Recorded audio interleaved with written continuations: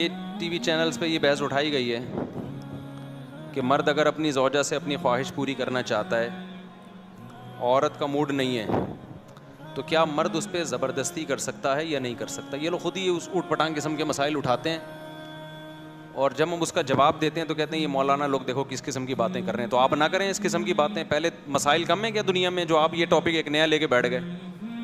अगर कोई मर्द बिलफर ज़बरदस्ती कर भी रहा है बीवी के साथ, अव्वल तो करते नहीं है मर्द। आजकल तो खुराकें ऐसी हो गई हैं कि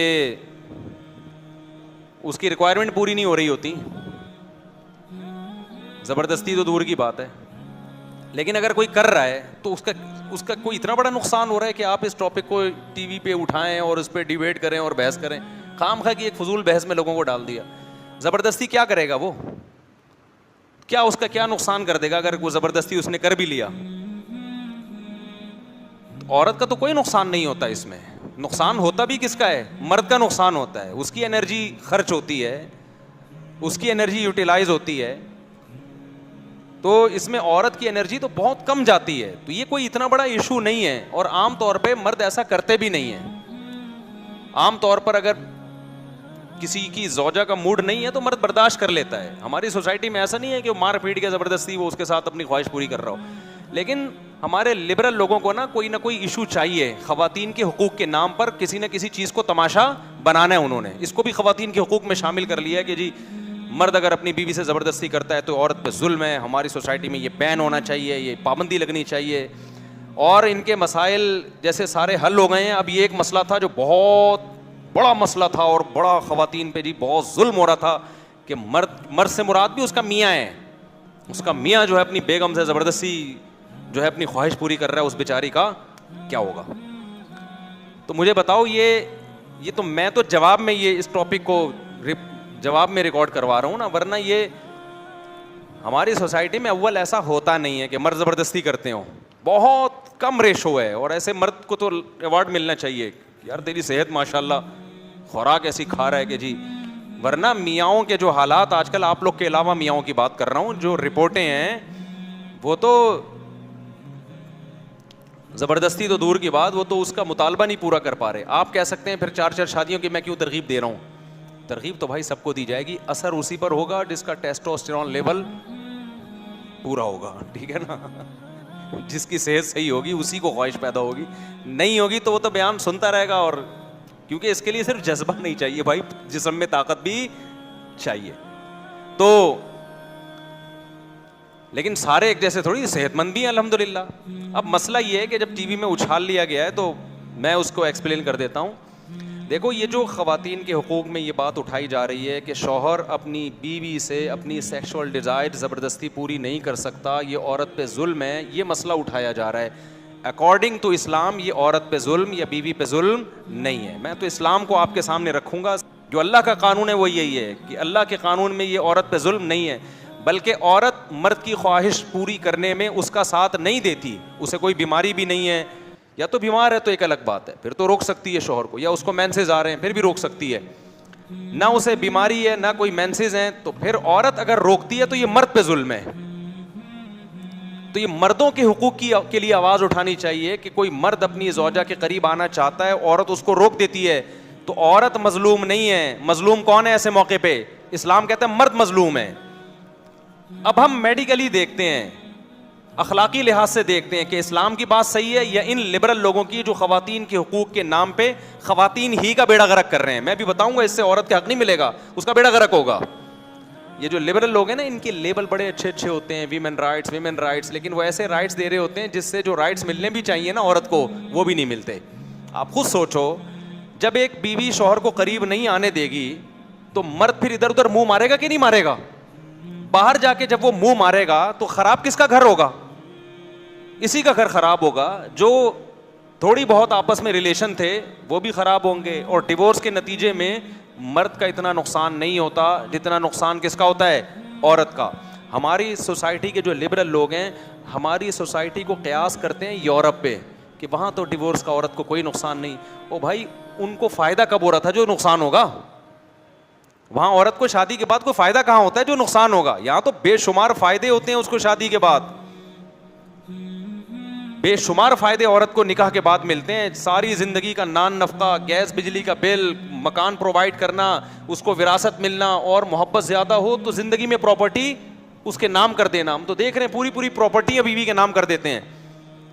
फिर उसके बच्चों का सारा खर्चा, उसकी प्रेगनेंसी का खर्चा, उसकी डिलीवरी का खर्चा, बच्चियों की शादी की टेंशन है, बच्चों की पढ़ाई की टेंशन है। ये सारे बेनिफिट्स औरत को शादी के बाद मिलते हैं किसकी तरफ से? मुस्लिम सोसाइटी में मर्द की तरफ से मिलते हैं। तो यहां डिवोर्स और तलाक होगी तो बेड़ा किसका गर्क होगा? औरत का। लिबरल लोगों के यहां किसी का बेड़ा गर्क नहीं होता, क्योंकि औरत को वो हुकूक मिल ही नहीं रहे होते। तो ये हमारी सोसाइटी को कयास करते हैं किस पर? यूरोप पर। तो लिहाजा हुकूक भी वहीं से ले रहे हैं। हमने अपनी सोसाइटी को अपनी सोसाइटी के लिहाज से देखना है।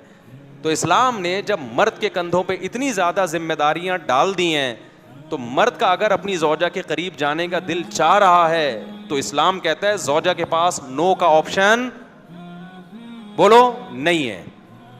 नो का ऑप्शन नहीं। इसमें बड़ी शदीद वईदें हैं।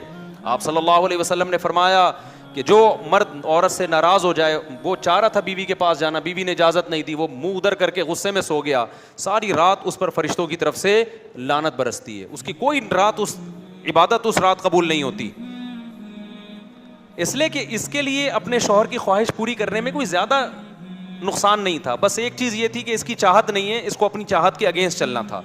इसका नुकसान थोड़ा है, उसका नुकसान बहुत ज़्यादा है, क्योंकि जब शहवत उसके दिमाग पे सवार है और बेगम भी मौजूद है और है भी वो हलाल, उसके लिए रात गुजारना उसको डिप्रेशन का मरीज बनाना है।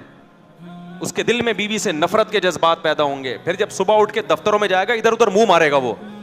तो इन तमाम बड़े बड़े नुकसानात से बचने के लिए उस एक औरत को पाबंद बना लेना ये अच्छा नहीं है कि भाई तुम्हारी ख्वाहिश है या नहीं है, तुम शौहर के इतने हुकूक हैं, उसके साथ तुम्हारा रिलेशन है, वो अपनी जिम्मेदारियां पूरी कर रहा है, तो तुम अपने घर का माहौल अच्छा बनाने के लिए उसकी ख्वाहिश में उसका साथ दो। तो ये आसान है, या उसको हम आज़ाद कर दें कि नहीं जी कोई तुम्हारा कोई रिलेशन नहीं है, तुम्हारा मूड नहीं है, तो जाओ उसको दफ़ा करो यहाँ से, वो कौन होता है? तो जब मर्द के दिल में ये बात आ गई ना कि मेरी बीवी मुझे ये समझती है कि तुम कौन होते हो भाई, तो फिर मर्द उससे मोहब्बत करना छोड़ देगा। क्यों नहीं मिलेगा गुनाह भाई? क्यों नहीं मिलेगा गुनाह? 100% गुनाह मिलेगा। आप सल्लल्लाहु अलैहि वसल्लम ने तो यहाँ तक फरमाया कि औरत अगर रोटी बना रही है, क्योंकि किचन में ख़वातीन बहुत ज़्यादा खाने पकाने में मसरूफ़ होती हैं, मर्द को अगर ख्वाहिश है, बुलाता है, तो उसको चाहिए वो काम छोड़ दे, वो छोड़ दे वो काम। तो मेरे भाई ने लिबरल लोगों से हुकूक मत पूछो, इनके ना बेचारों के अपने घर आबाद होते हैं, ना इनको घरों के टूटने की कोई फिक्र होती है। इनके यहाँ तो सब राइट्स बराबर हैं। हाँ, मर्द अगर अपने हुकूक पूरे नहीं कर रहा, मर्द अगर अपने हुकूक पूरे, यानी औरत के हुकूक पूरे नहीं कर रहा, नान नफका नहीं उठा रहा, फिर एक अलग बात है। जब मर्द पूरे नहीं कर रहा तो हम औरत को भी कहते हैं कि, तभी हजरात फ़ुक़हा ने शरई मसला बयान किया है, कुरान और सुन्नत से ही निकाला है वो मसला कि मर्द अगर नान नफका नहीं देता औरत को, तो औरत मर्द को अपने पास आने से रोक सकती है। समझते हो कि नहीं समझते? अगर हुकूक पूरे कर रहा है तो फिर औरत को मर्द की ख्वाहिश पूरी करने में रुकावट की इजाज़त इस्लाम ने नहीं दी। बहुत बड़ा गुनाह है। हमारी सोसाइटी में तो इन चीज़ों का ख्याल नहीं किया जाता। सऊदी अरब में क्योंकि वहाँ इस्लाम का ज़्यादा है ना, तो वहाँ तो ये मसाइल शादी के वक्त ही सिखा दिए जाते हैं औरत को कि आप शौहर की ख्वाहिश पूरी करने में रुकावट नहीं बन सकती। उलमा की तरफ से, लिटरेचर के ज़रिए, मीडिया के ज़रिए पहले से। अब तो वहाँ का माहौल भी लिबरल होते जा रहे हैं वो लोग भी। तो यहाँ तक उलमा ने बयान किया है कि औरत कोई ऐसा काम नहीं कर सकती। देखो, नफली रोज़ा रखने पर पाबंदी लगा दी शरीयत ने कि शौहर की मर्ज़ी के बग़ैर, कि शौहर अगर घर पे मौजूद है तो उसकी परमिशन के बग़ैर औरत नफली रोज़ा नहीं रख सकती, क्योंकि वो रोज़ा रखेगी, शौहर अपनी अगर ख्वाहिश पूरा करना चाहेगा तो रोज़े की वजह से नहीं कर सकता। इसलिए इबादत पे पाबंदी लगा दी, अल्लाह ने अपना हक छोड़ दिया। हाँ, फ़र्ज़ रोज़ा तो हर सूरत में रखना पड़ेगा, तो नफली रोज़ा रखने पर पाबंदी है। रखना है तो पहले शौहर की परमिशन हो। हाँ, शौहर अगर सफ़र में है, फिर अगर नफली रोज़ा रखना चाहती है, फिर शौहर पाबंदी लगाए, तो फिर औरत पर उसकी इताअत करना लाजिम नहीं है, क्योंकि खामखा की पाबंदी है। तो पहले तो अल्लाह का हक है भाई, इबादत करो।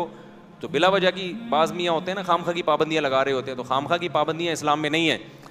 अब समझ में आ रही है बात कि नहीं आ रही? जो जायज़ पाबंदियाँ हैं तो ये तो उसका हक है। तो नफली रोज़ा रखने पर पाबंदी है जब शौहर घर में मौजूद हो।